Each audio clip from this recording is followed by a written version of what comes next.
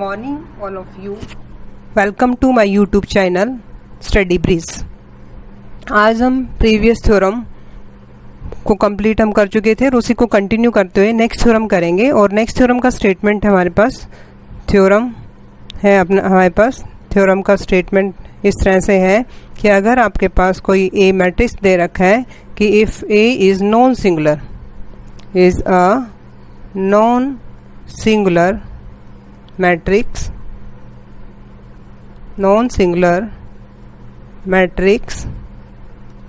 Of order n, prove that. तो हमें इसके दो पार्ट प्रूव करने हैं। तो प्रूव दैट तो क्या क्या है, फर्स्ट पार्ट तो है हमारे पास determinants of adjoint of a is equal to determinants of a raise to power n-1। और सेकंड पार्ट है हमारे पास adjoint of a, adjoint of a is equal to determinant of a की power n-1 into a। ये हमें prove करना है। यहाँ n-2 है, n-2 इंटू a, ये प्रूव करना है। क्लियर। लेकिन जो फर्स्ट पार्ट है वो हम ऑलरेडी कल कर चुके हैं। कल वाली जो थ्योरम थी हमारे पास उसमें क्या था कि आपके पास नॉन सिंगुलर मैट्रिक्स दे रखा था, और नॉन सिंगुलर मैट्रिक्स दे रखा है दैट मीन्स क्या है, आपके पास determinant of a is not equal to 0। और आपको क्या प्रूव करना था कि adjoint of a is non singular prove करना था। तो बिल्कुल सेम वहां तक वैसे ही करना है हमें जैसे कल हमने किया था। तो सबसे पहले हमारे पास नॉन सिंगुलर मैट्रिक्स दे रखा है, और नॉन सिंगुलर मैट्रिक्स दे रखा है तो हम क्या कहेंगे कि determinant of a is not equal to 0। ठीक है, और determinant of a is not equal to 0। तो लेकिन हमें तो क्या करना है, एडजॉइंट ऑफ a का determinants equal to determinant of a की पावर n-1। तो एडजॉइंट की प्रॉपर्टी लेंगे हम। तो प्रॉपर्टी हम ऑलरेडी पढ़ चुके हैं कि अगर हम a को एडजॉइंट ऑफ a से मल्टीप्लाई करें तो हमारे पास क्या आती है, determinant of a into in। ठीक है, ये प्रॉपर्टी हम ऑलरेडी पढ़ चुके हैं। क्लियर। लेकिन हमें तो क्या चाहिए, इसका डिटरमिनेंट्स। तो डिटरमिनेंट्स चाहिए तो टेकिंग डिटरमिनेंट बोथ साइड, तो दोनों तरफ हम क्या करेंगे, इसका डिटरमिनेंट्स लेंगे। तो टेकिंग डिटरमिनेंट बोथ साइड, जैसे ही हमने इसका डिटरमिनेंट लिया तो आपके पास क्या आ जाएगा, हमने यहाँ भी डिटरमिनेंट कर दिया लेफ्ट हैंड साइड में भी और राइट हैंड साइड में भी। ओके। और आपके पास डिटरमिनेंट की प्रॉपर्टी आपको पता है कि दो मैट्रिक्स दे रखे हैं और उनका डिटरमिनेंट करना है।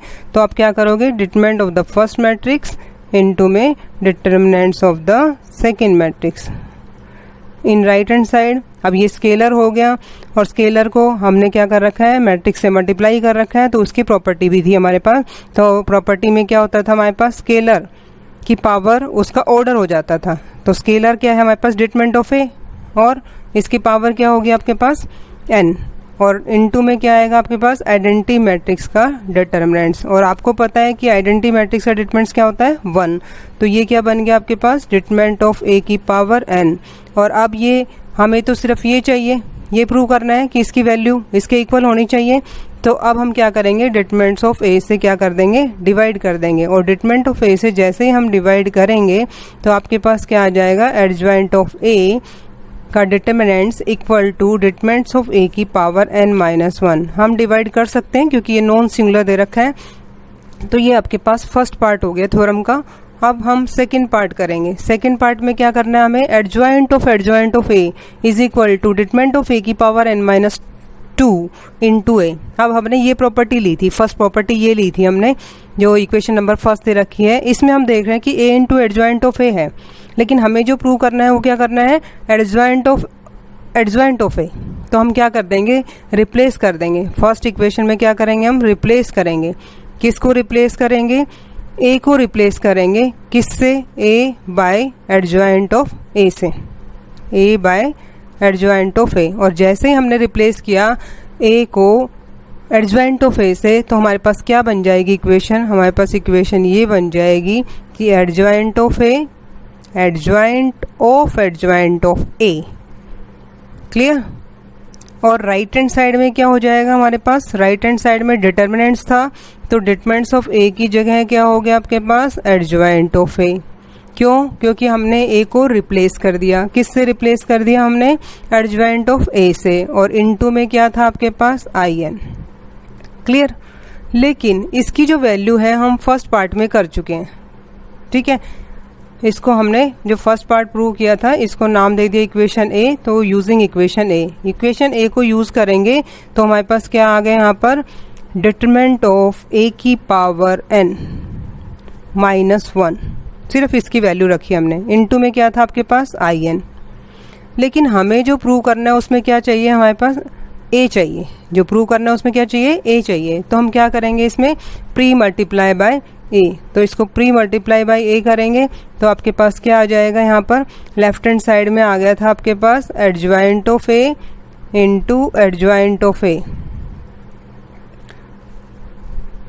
ये आपके पास लेफ्ट हैंड साइड में जैसे ही प्रॉपर्टी में हमने ए को चेंज किया था तो आपके पास क्या आ गया था, adjoint of A into adjoint of A. और राइट हैंड साइड में जब हमने फर्स्ट पार्ट को यूज़ किया था तो हमारे पास ये वैल्यू आ गई थी और इंटू में क्या था, आई एन। और अब मैंने कहा कि हमें क्या चाहिए, ए चाहिए, तो मैंने प्री मल्टीप्लाई बाय ए कर दिया बोथ साइड। और जैसे ही प्री मल्टीप्लाई बाय ए किया तो ये again apply the property of the adjoint. तो ये आ गया आपके पास determinant of A into I N. और ये आपके पास क्या था यहाँ पर, एडजॉइंट ऑफ ए, ठीक है। राइट हैंड साइड में क्या हो गया, जब ए को आई एन से मल्टीप्लाई करेंगे तो आपके पास क्या आ जाएगा, I N means identity matrix से। जब किसी मैट्रिक्स को आइडेंटिटी मैट्रिक्स से मल्टीप्लाई करते हैं तो वो मैट्रिक्स इटसेल्फ आता है, क्लियर। और लाइक इसी तरह से यहाँ आपके पास आई एन है, यहाँ एक मैट्रिक्स है, इसको भी मल्टीप्लाई करेंगे तो आपके पास क्या आएगा, determinants of A into adjoint of A, clear. और राइट हैंड साइड में है आपके पास डिटरमिनेंट्स ऑफ ए की power n -1 into A, but this is the determinants of A. We want to show that कि adjoint of A is equal to determinant of A की power n -2। तो now we divide by, किससे divide करेंगे हम, divide by determinants of A. और फिर वही condition कि हम डिटरमिनेंट ऑफ ए से कर सकते हैं क्योंकि ये हमारे पास क्या दे रखा है, नॉन सिंगुलर, और नॉन सिंगुलर दे रखा है तो क्या होगा, नॉट इक्वल टू 0। अदरवाइज अगर इक्वल टू 0 जाता, सिंगुलर हो जाता तो क्या होता, वो क्या होता, नॉट डिफाइन, तो हम नहीं कर सकते थे, ठीक है। लेकिन कंडीशन में हमारे पास नॉन सिंगुलर दे रखा है तो हम उसको डिवाइड कर सकते हैं। और डिवाइड करेंगे तो आपके पास क्या आ जाएगा, adjoint of A is equal to determinants of A की पावर n -2 इंटू ए। तो ये था आपके पास second part. I repeat again, second part में हमें ये प्रूव करना था। और इसमें सबसे पहले हम क्या करते हैं, ये प्रॉपर्टी लेते हैं, कौन सी property, A into adjoint of A is equal to determinants of A into I N, ठीक है।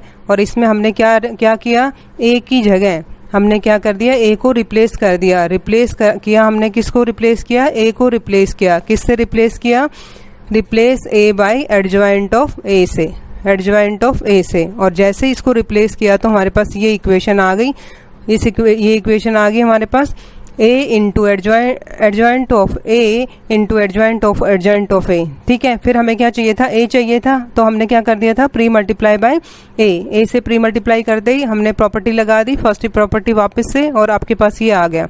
और हमने क्या किया, डिटरमिनेंट ऑफ ए से डिवाइड कर दिया तो हमारे पास ये वैल्यू आ गई, क्लियर। यहाँ तक क्लियर हो गया।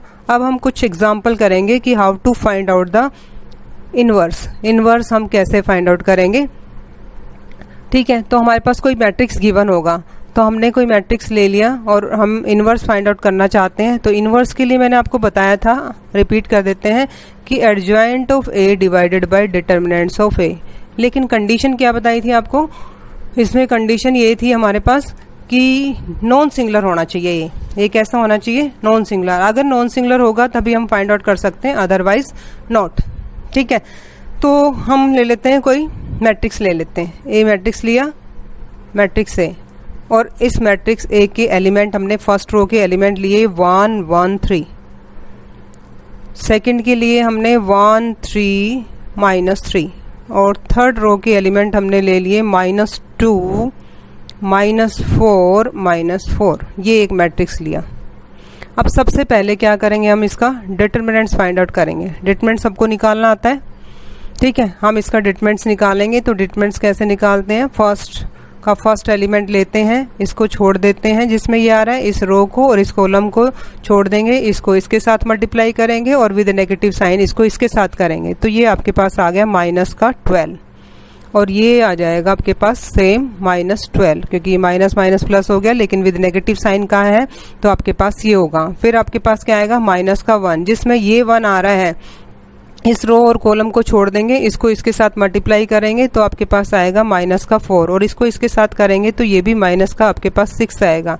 और इसी तरह से थर्ड एलिमेंट लेंगे, 3 है आपके पास थर्ड एलिमेंट और जिसमें 3 आ रहा है हमारे पास, ये 3 आ रहा है जिसमें ये 3, इस रो को और इस कॉलम को छोड़ देंगे तो इसको इसके साथ मल्टीप्लाई किया तो माइनस का 4 आ गया और विद नेगेटिव साइन करेंगे तो आपके पास माइनस माइनस प्लस हो जाएगा और ये क्या हो गया 6 और इसको हम सिंप्लीफाई कर लेंगे तो हमारे पास वैल्यू आ जाएगी इसकी -8। क्लियर? तो ये तो हमने निकाला क्या, डिटरमिनेंट्स ऑफ ए, लेकिन कंडीशन क्या है इनवर्स निकालने के लिए, डिटरमिनेंट्स ऑफ ए आपके पास नॉट इक्वल टू 0 आना चाहिए, तो नॉट इक्वल टू 0 आ गया। अगर ये नॉट इक्वल टू 0 आ गया मीन्स ए नॉन सिंगुलर है, तभी आपका पास इनवर्स एग्जिस्ट करेगा, अदरवाइज नॉट। ये हमने प्रूव भी किया था कि यूनिकनेस में भी प्रूव किया था और हमने उसमें बताया था कि इनवर्स एग्जिस्ट करता है तो हम क्या करेंगे, इसका इनवर्स फाइंड आउट कर सकते हैं। अगर नहीं करेगा, और ये किसके ऊपर डिपेंड करता है, डिटरमिनेंट ऑफ ए के ऊपर डिपेंड करता है। ठीक है, तो डिटरमिनेंट ऑफ ए क्या आ गया हमारे पास -8, that means this is not equal to 0। अब बात आती है एडजॉइंट की। एडजॉइंट क्या था हमारे पास, एडजॉइंट हमने बताया था आपको कि ये जो एडजॉइंट है, एडजॉइंट कैसे फाइंड आउट करते हैं, एडजॉइंट की डेफिनेशन क्या बताई थी, transpose of the cofactor, transpose of the cofactor. और ट्रांसपोज ऑफ द कोफैक्टर को हमने इस तरह से लिखा था AIJ और इस तरह से डैश। तो ये हमने एडजॉइंट ऑफ ए की डेफिनेशन आपको बताई थी। ठीक है, लेकिन कोफैक्टर फाइंड आउट करने के लिए हमें सबसे पहले माइनर फाइंड आउट करने पड़ेंगे। माइनर, अब माइनर कैसे फाइंड आउट करते हैं, माइनर को हम कैपिटल M से रिप्रेजेंट करते हैं, जितने एलिमेंट हैं उतने ही माइनर होंगे। हमारे पास 9 एलिमेंट है, क्यों, क्योंकि यहाँ पर जो हमारे पास मैट्रिक्स है वो किस ऑर्डर का दे रखा है, 3/3 ऑर्डर का मैट्रिक्स दे रखा है। तो कितने एलिमेंट होंगे हमारे पास, 9 एलिमेंट होंगे। तो 9 एलिमेंट है तो हमारे पास 9 ही हमारे पास क्या होंगे, माइनर होंगे। तो फर्स्ट रो के फर्स्ट एलिमेंट का माइनर क्या होगा, सेकंड का क्या होगा, थर्ड का क्या होगा। पहले हम ये तीनों माइनर फाइंड आउट कर लेते हैं और इन माइनर्स को फाइंड आउट करेंगे तो माइनर कैसे निकालते हैं, फर्स्ट रो का फर्स्ट एलिमेंट छोड़ देते हैं और उसके अलावा हमारे पास जो भी एलिमेंट बचेंगे उनको हम ले लेते हैं। हमारे पास कौन कौन से एलिमेंट बचे, यहाँ पर 3 बचा, उसके बाद -3 हो गया, उसके बाद -4 हो गया और उसके बाद -4 हो गया। इस तरह से हम माइनर निकालेंगे। M11 निकाला, माइनर हमने किया तो ये आ गया -12 और यहाँ से भी -12, दैट मीन्स हमारे पास क्या आ गया, -24। क्लियर? लेकिन माइनर का कोफैक्टर के साथ क्या रिलेशन है, तो जो कोफैक्टर है हमारे पास, जैसे कोफैक्टर क्या था, फर्स्ट रो का फर्स्ट कोफैक्टर क्या होगा, कैपिटल A11 और कैपिटल A11 क्या होता है, -1 की पावर, ये कितना है आपके पास, फर्स्ट रो का फर्स्ट एलिमेंट, तो 1 + 1 कितना हो गया, 2 और इनटू में क्या आएगा आपके पास, माइनर। अब ये आपके पास क्या है, फर्स्ट रो का फर्स्ट एलिमेंट था तो ये इवन हो गया, इवन है तो पॉजिटिव आएगा, तो ये क्या आ गया आपके पास, इक्वल टू क्या आ गया, M11 और M11 की वैल्यू आपके पास क्या आई, -24। इसी तरह से 1 2 फाइंड आउट करेंगे। 1 2 फर्स्ट रो, 1 2 का मतलब क्या हो गया, फर्स्ट रो और सेकंड कॉलम को छोड़ देंगे तो अपने पास क्या वैल्यू आएंगी, यहाँ पर 1 आएगा, यहाँ पर आपके पास -3 आ गया, यहाँ पर आपके पास -2 आ गया, यहाँ पर आपके पास -4 आ गया। और वैसे ही करेंगे, यहाँ से हमने इसकी वैल्यू निकालेंगे तो क्या आएगा, -4 और -6, दैट मीन्स आपके पास क्या आ गया, -10। और इसी तरह से हम कोफैक्टर फाइंड आउट करेंगे। फर्स्ट रो का सेकंड एलिमेंट का कोफैक्टर आपके पास -1 की पावर 3 हो जाएगा और -1 की पावर 3 इनटू में M12, तो ये नेगेटिव आएगा, क्यों, क्योंकि हमारे पास ये ओड पावर है तो ये क्या हो जाएगा, नेगेटिव। और M12 की वैल्यू हमारे पास क्या आई थी, -10, तो ये ब्रैकेट में आएगा आपके पास -10, दैट मीन्स आपके पास क्या आ गई इसकी वैल्यू 10। क्लियर? इसी तरह से फर्स्ट रो के थर्ड एलिमेंट का माइनर निकालेंगे। फर्स्ट रो के थर्ड एलिमेंट का माइनर निकालेंगे तो फर्स्ट रो के थर्ड एलिमेंट का माइनर आपके पास क्या हुआ कि फर्स्ट रो और थर्ड कॉलम छोड़ देंगे तो आपके पास क्या बच गया यहाँ पर 1 3 -2 -4। क्लियर। और इसका फाइंड आउट करेंगे तो क्या आएगा -4 और प्लस का 6, तो आपके पास कितना आ गया यहाँ पर 2, ये प्लस का 6 है यहाँ पर, तो ये आपके पास क्या आ गया 2 आ गया। समझ में आ गया? तो 2 आ गया, लेकिन हमें तो क्या निकालना है कोफैक्टर, तो कोफैक्टर क्या हो जाएगा इसका 1 3 -1 की पावर क्या हो गया 4 है तो क्या हो गया इवन, और ये कितना था आपके पास 2, तो वैल्यू क्या आ गई इसकी 2। सिमिलर वे से आप क्या निकाल सकते हैं यहाँ पर, सिमिलर वे से आप फाइंड आउट करेंगे किसकी वैल्यू निकालेंगे A21, तो A21 फाइंड आउट करेंगे और A21 की वैल्यू आपके पास आएगी -8, आप खुद कर लेना। और नेक्स्ट क्योंकि 12th क्लास में आप कर चुके हैं, और A22 की जो वैल्यू है वो आपके पास 2 आएगी। नेक्स्ट आपके पास A23 की जो वैल्यू है वो आपके पास 2 आएगी। Similarly for the third row के कोफैक्टर आपके पास क्या क्या होंगे, A31 होगा और A31 की वैल्यू आपके पास -12 होगी। इसी तरह से A32 निकालेंगे हम, और A32 में आपके पास क्या होगा, A32 की वैल्यू आपके पास 6 आएगी। नेक्स्ट होगा आपके पास A33 और A33 की वैल्यू आपके पास क्या आएगी 2 आएगी। तो ये सारे कोफैक्टर हमने फाइंड आउट कर लिए। हमने डेफिनेशन बताई थी कि एडजॉइंट ऑफ ए क्या होता है, कोफैक्टर का ट्रांसपोज। अब हम कोफैक्टर का ट्रांसपोज करेंगे, तो कोफैक्टर का ट्रांसपोज हम किस तरह से फाइंड आउट करेंगे, तो एडजॉइंट आपके पास क्या आ जाएगा, adjoint of A is equal to, सारे कोफैक्टर हम यहाँ लिखेंगे और फिर हम उसका क्या करेंगे ट्रांसपोज। क्लियर। तो कोफैक्टर हमारे पास क्या क्या आए थे, A11 आया था हमारे पास 24, फिर हमारे पास A12 था 10, A13 था आपके पास 2, 21 है आपके पास -8, 22 है आपके पास 2, 23 है आपके पास 2। नेक्स्ट थर्ड रो का फर्स्ट कोफैक्टर है आपके पास -12, सेकंड 2 और लास्ट आपके पास 2। और ट्रांसपोज की डेफिनेशन क्या बताई थी हमने, interchange the row and column. तो फर्स्ट रो है वो क्या बन जाएगी आपके पास फर्स्ट कॉलम बन गया। इसी तरह से सेकंड रो का फर्स्ट एलिमेंट -8 है तो ये कॉलम का बन जाएगा, फिर 2 है और फिर 2 है। इसी तरह से लास्ट रो जो है उसके एलिमेंट आपके पास -12, फिर है 6, फिर है 2। तो ये तो क्या आ गया आपके पास एडजॉइंट। लेकिन हमें तो क्या फाइंड आउट करना था, इनवर्स।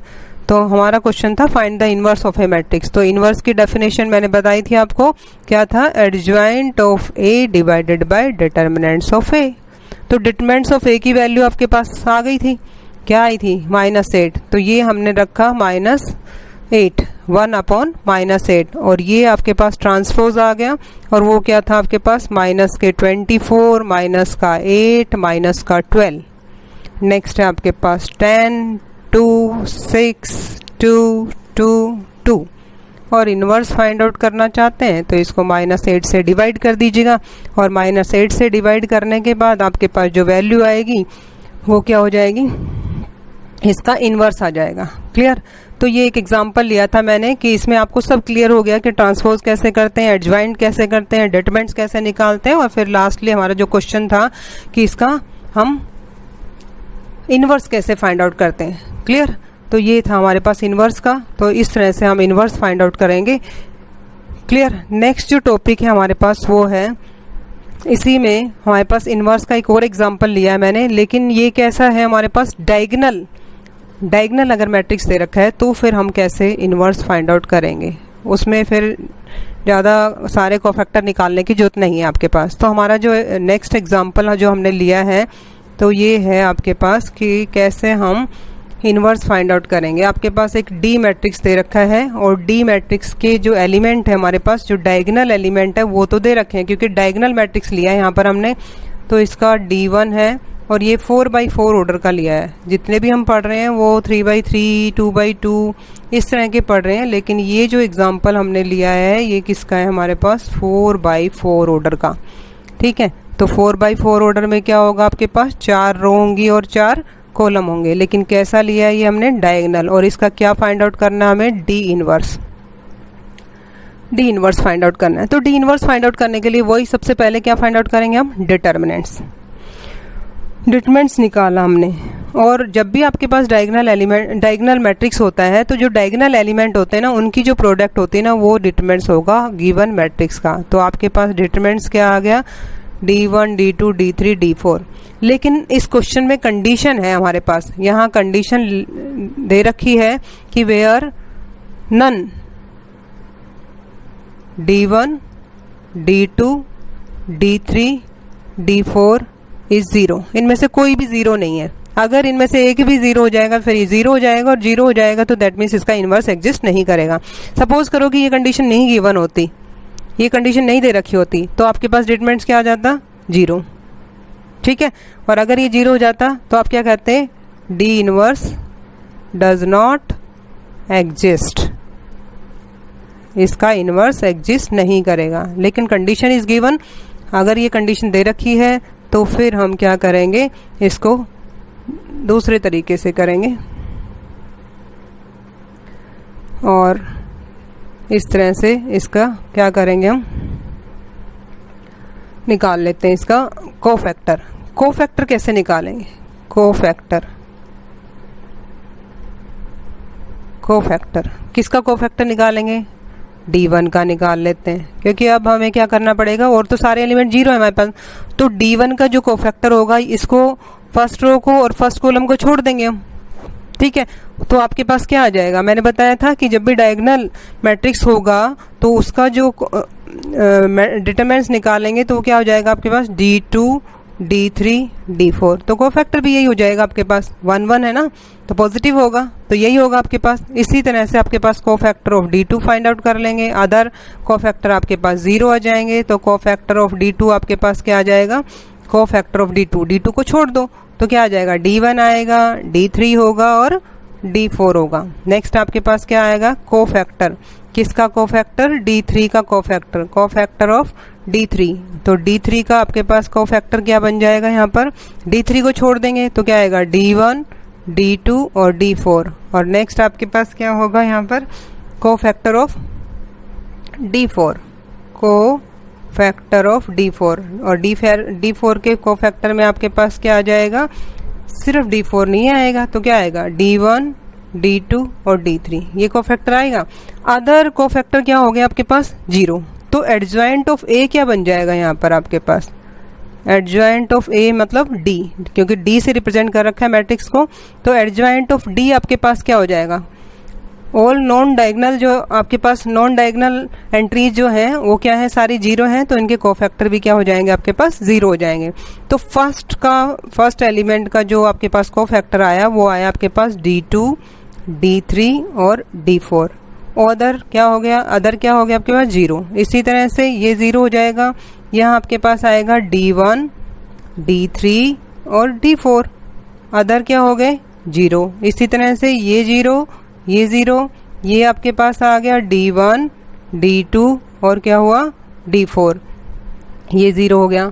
और नेक्स्ट क्या हुआ आपके पास, ये जीरो और यहाँ आपके पास क्या आ जाएगा, D1 D2 D3। क्लियर, तो ये तो हमारे पास क्या आ गया, इसका एडजॉइंट। लेकिन हमें तो क्या फाइंड आउट करना था, इसका इनवर्स। तो इनवर्स निकालने के लिए क्या करेंगे, हम इसके डिटरमिनेंट से डिवाइड कर देंगे। तो हमने क्या कर दिया, यहाँ पर डिटरमिनेंट से डिवाइड कर दिया D के डिटरमिनेंट से। तो D का डिटरमिनेंट्स हम फाइंड आउट कर चुके हैं, और ये आपके पास क्या बन जाएगी, किसके डेफिनेशन बन जाएगी, डिटरमिनेंट ऑफ,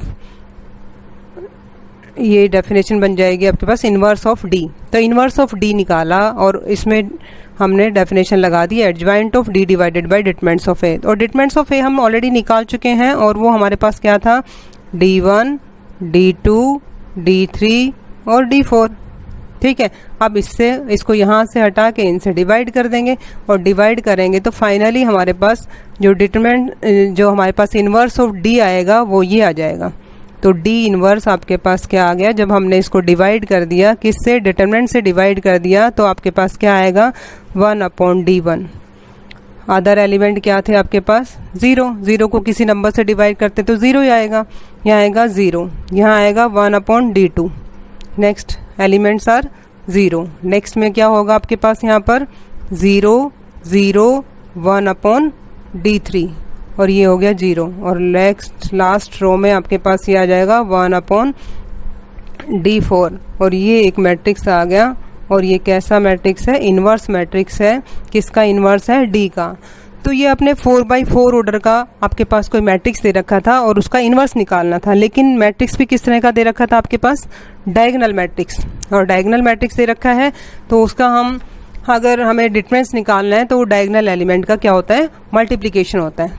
क्लियर? समझ में आ गया?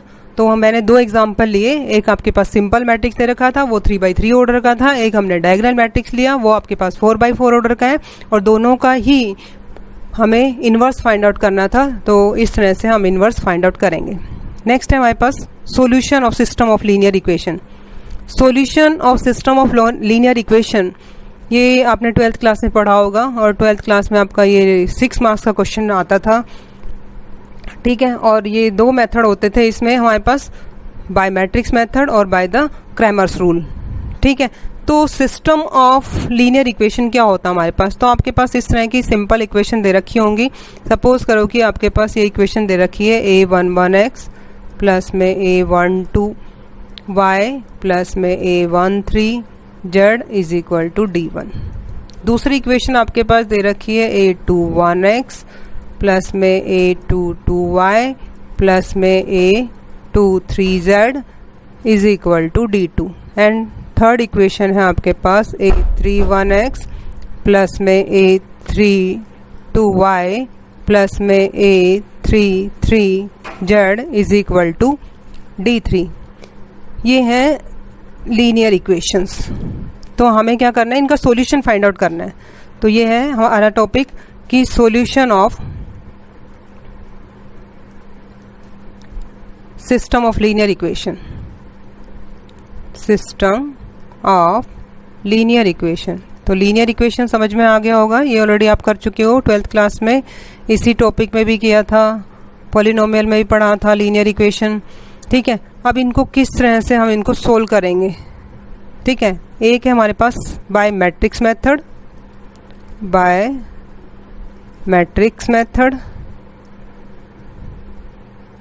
और दूसरा है Cramer's rule, by Cramer's rule. Cramer's rule लेकिन अपने सिलेबस में सिर्फ मैट्रिक्स मेथड है, क्रैमर्स रूल 12th क्लास में होता था। ठीक है, तो हम मैट्रिक्स मेथड से करेंगे। और इसके लिए सबसे पहले हमें इक्वेशन को इस फॉर्म में लिखना होगा, ax is equal to B. ax is equal to B की फॉर्म में हम लिखेंगे। तो a क्या है यहाँ पर? Where a is equal to coefficient of X Y Z से जो मैट्रिक्स हमारे पास बनेगा वो हमारे पास मैट्रिक्स ए होगा। क्या है कोफिशिएंट एक्स वाई जेड के? हमारे पास कोफिशिएंट क्या है? a11, a12, a13। नेक्स्ट है हमारे पास x का सेकंड जो इक्वेशन दे रखी है लीनियर इक्वेशन, उसमें x का जो कोफिशिएंट है वो है a21, ये है आपके पास a22, ये है आपके पास a23। These are the coefficient of X Y Z. और इसी तरह से लास्ट जो लीनियर इक्वेशन दे रखी है उसमें x का जो कोफिशिएंट है वो a31, फिर है आपके पास a32, और नेक्स्ट है लास्ट है आपके पास a33। तो ये किसको रिप्रेजेंट करता है? मैट्रिक्स ए को रिप्रेजेंट करता है। x किसको रिप्रेजेंट करता है? हमारे पास जो हमारे पास वेरिएबल हैं, वेरिएबल जिनकी वैल्यू हमें फाइंड आउट करनी है with the help of the matrix method, तो वो हैं आपके पास एक्स वाई जेड। और राइट हैंड साइड में जो दे रखे हैं आपके पास कांस्टेंट जो दे रखे हैं कांस्टेंट, और उनको हम बी से रिप्रेजेंट करते हैं, बी मैट्रिक्स से। और ये दोनों ही हमारे पास कॉलम मैट्रिक्स होंगे। कॉलम मैट्रिक्स की डेफिनेशन हमने आपको बताई थी। क्या होती है कॉलम मैट्रिक्स की डेफिनेशन? कि matrix which has only one column is called the column matrix. तो ये ए हो गया, ये एक्स हो गया, ये बी हो गया। अगर ए को एक्स से मल्टीप्लाई करें तो आपको लीनियर इक्वेशन की ये लेफ्ट हैंड साइड आएगी, और इक्वल टू बी आपके पास क्या है? d1, d2, d3। तो अगर हम इसको सोल्व करें, ax is equal to B को a को x से मल्टीप्लाई करें और इक्वल टू b, तो ये आपके पास तीनों इक्वेशन आ जाएंगी। अब इन इक्वेशन को हम with the help of the matrix हम सोल्व करेंगे। तो मैट्रिक्स आपके पास क्या है? a मैट्रिक्स है। तो a मैट्रिक्स के ऊपर डिपेंड करता है कि इसका सॉल्यूशन हमारे पास कैसा होगा। ठीक है, तो हम कैसे फाइंड आउट करेंगे इसका सॉल्यूशन? तो हमने कहा कि सिस्टम ऑफ लीनियर इक्वेशन को हम इस तरह से लिखेंगे ax is equal to B. अब सबसे पहले a का डिटरमिनेंट फाइंड आउट करेंगे, और a का डिटरमिनेंट अगर हमारे पास 0 आ जाता है तो इसकी दो कंडीशन हो जाएंगी हमारे पास, और अगर ये नॉट इक्वल टू 0 होता है तो एक कंडीशन होगी। नॉट इक्वल टू 0 है तो कैसा सॉल्यूशन होगा इसका? यूनिक सॉल्यूशन होगा। मतलब यूनिक सॉल्यूशन मीन्स जो एक्स वाई जेड की जो वैल्यू है हमारे पास वो एक एक ही आएंगी, ठीक है। लेकिन अगर इक्वल टू 0 आ जाता है तो उसके लिए हमें क्या करना पड़ेगा? एडजॉइंट ऑफ ए निकालना पड़ेगा, ठीक है। एडजॉइंट निकालेंगे हम, एडजॉइंट, और एडजॉइंट निकाल के क्या करेंगे हम? देखेंगे कि इसकी वैल्यू 0 है या नॉट इक्वल टू 0 है। तो इसका एडजॉइंट निकाला हमने, अगर ये नॉट इक्वल टू 0 आ जाता है तो हम कहेंगे नो सॉल्यूशन, नो सॉल्यूशन। और अगर इक्वल टू 0 आ जाता है तो हम क्या कहेंगे? Infinitely many solution, infinitely many solution. Infinitely many solution मतलब एक से ज़्यादा इसके सॉल्यूशन हो सकते हैं। लेकिन अगर इक्वल टू 0 आ गया तो नो सॉल्यूशन, कोई सॉल्यूशन नहीं होगा। अगर नॉट इक्वल टू 0 आता है तो ये क्या हो जाएगा आपके पास? Determinant of A is not equal to 0 आता है तो यूनिक सॉल्यूशन होगा। अब हमने इसको इस फॉर्म में लिखा था ax is equal to B, लेकिन हमें तो क्या निकालना है? एक्स वाई जेड की वैल्यू निकालनी है। तो हम क्या करेंगे? Premultiply by A inverse, A inverse से प्री मल्टीप्लाई करेंगे हम इसको, और इस तरह से हम इसकी वैल्यू फाइंड आउट कर सकते हैं ए इनवर्स इनटू में बी। तो हमने क्या किया यहाँ पर? Pre multiply bye